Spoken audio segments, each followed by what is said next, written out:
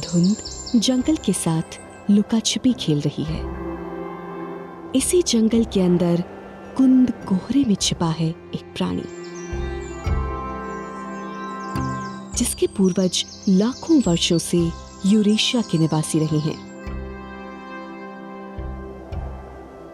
लाल पांडा।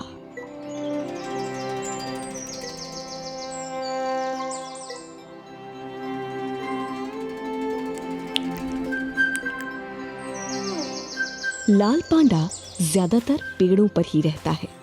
बड़े आराम से कैनोपी में ये यहाँ से वहां घूमता है।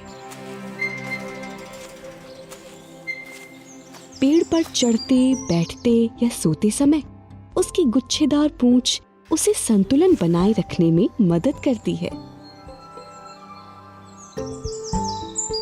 लंबे पंजे ऊंची से ऊंची शाखाओं पर चढ़ना संभव बनाते हैं।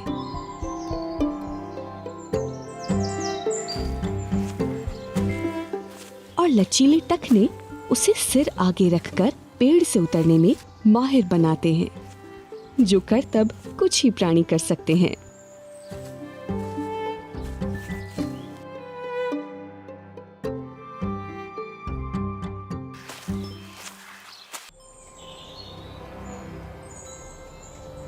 सिंगालीला भारत का पहला राष्ट्रीय उद्यान था जिसने उनकी ओर देश का ध्यान खींचा, और वाइल्ड लाइफ बायोलॉजिस्ट सुनीता प्रधान वो पहली व्यक्ति जिन्होंने यहाँ इस प्रजाति पर काम किया।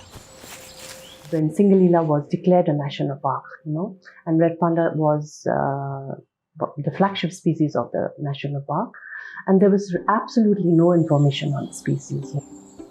Even the presence of red panda in Singalila National Park was questioned. Yeah, it took 7 months to see the first red panda, and it was on a rhododendron tree. It was so beautiful,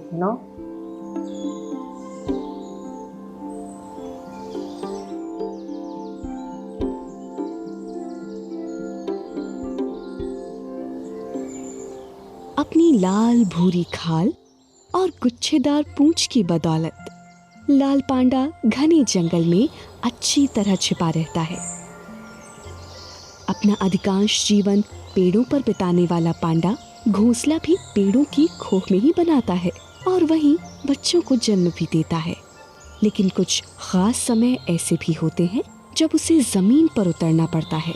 In the monsoon, we've seen that the red pandas feed on the ground. So they are mostly on the ground, because they are eating the bamboo shoots. So that's one the differences of the use of substrate according to the season. And also during the winter season, they are on the ground because they have to mate. They have to find their mates, and so there's a lot of movement there. So during the winter season, we used to see a lot of pellets on the ground, which we never did on the snow, which we never did, in the other seasons. On the ground pellets, small groups of pellets on the ground. So we thought that it was using a lot of the ground substrate during that time. And now those are being validated by GPS telemetry work and saying that, yes, during the winter season, they are mostly on the ground because they are moving and it's because of the mating season. एकांत प्रिय और अपने इलाके के बारे में आक्रामक पांडा गुदा ग्रंथियों, मूत्र तथा पैरों के तलवों में स्थित गंध ग्रंथियों से अपनी सीमाएं चिन्हित करता है।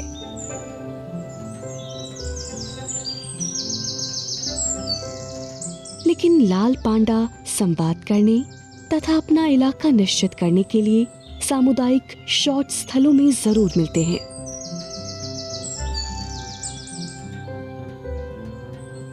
सुनीता को चिंता है कि इस क्षेत्र में हो रहा वनों का विनाश और अवैध शिकार लाल पांडा को विलुप्ति की कगार पर ना धकेल दे। We also found that red panda was outside protected areas found there. But now there are studies saying that almost 60% of red panda habitat is outside the protected areas. So that itself is a kind of a indication that the red panda management and the protection strategies has to change. It's not only the protected areas.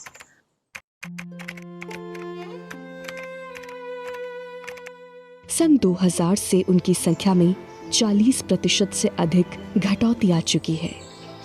आज दुनिया भर में केवल 10,000 ही लाल पांडा बचे हैं।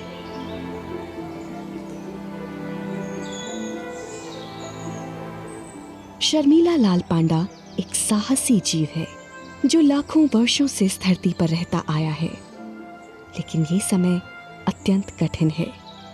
केवल गंभीर संरक्षण प्रयास ही इन बेहद सुंदर प्राणियों की और उनकी पहाड़ियों की सुरक्षा सुनिश्चित कर सकते हैं।